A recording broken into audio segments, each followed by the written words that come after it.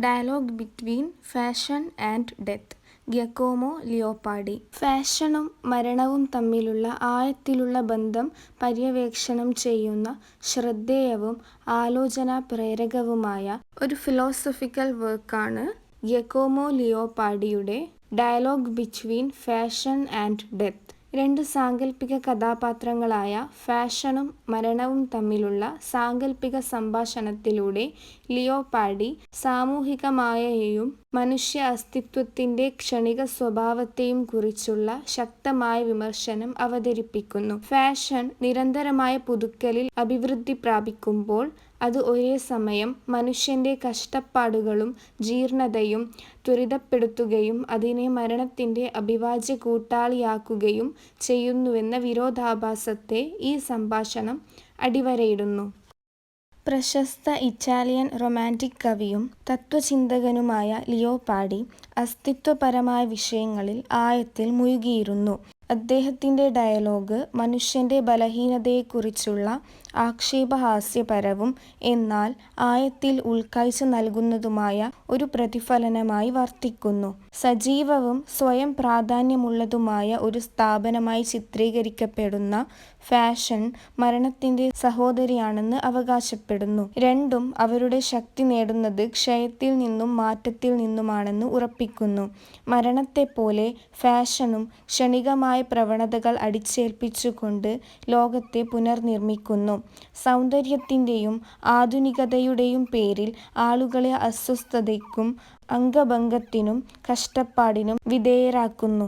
ഇറുകിയ കോർസറ്റുകൾ മുതൽ അപ്രായോഗിക ഷൂസ് വരെ ഫാഷൻ ശാരീരിക ദ്രോഹത്തെ നിലനിർത്തുന്നു. ജീവിതത്തെ തന്നെ നശിപ്പിക്കുന്നതിൽ മരണത്തിന്റെ പങ്കിനെ പ്രതിഫലിപ്പിക്കുന്നു. ഈ സംഭാഷണത്തിലൂടെ ലിയോപാർഡി മനുഷ്യത്വത്തിന്റെ അഭിനിവേശത്തിന്റെ അസംബന്ധം എടുത്തുകാണിക്കുന്നു.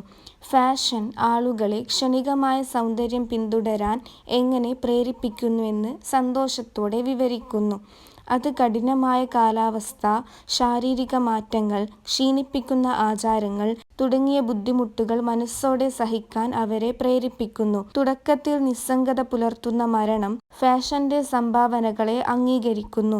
ഫാഷൻ മനുഷ്യന്റെ അധഃപതനത്തെ ത്വരിതപ്പെടുത്തുന്നുവെന്ന് മനസ്സിലാക്കുന്നു. ഇത് അവരുടെ ജോലി എളുപ്പമാക്കുന്നു. കൈമാറ്റം ഒരു വേട്ടയാടുന്ന വിരോധാഭാസത്തെ വെളിപ്പെടുത്തുന്നു. ആളുകൾ പദവിയുടെയും ആകർഷണത്തിന്റെയും പ്രതീകങ്ങളായി സ്വീകരിക്കുന്നത് ഒടുവിൽ മരണത്തിലേക്കുള്ള അവരുടെ യാത്രയെ ത്വരിതപ്പെടുത്തുന്നു. ആധുനിക ഫാഷൻ വ്യവഹാരങ്ങളിൽ ലിയോപാർഡിയുടെ കൃതികൾ ഇപ്പോഴും പ്രസക്തമാണ്. നിരന്തരമായ പരിവർത്തനത്തിനായുള്ള വ്യവസായത്തിന്റെ ആവശ്യം മനുഷ്യന്റെ ക്ഷേമത്തെ എങ്ങനെ സ്വാധീനിക്കുന്നുവെന്ന് ഇത് വ്യക്തമാക്കുന്നു.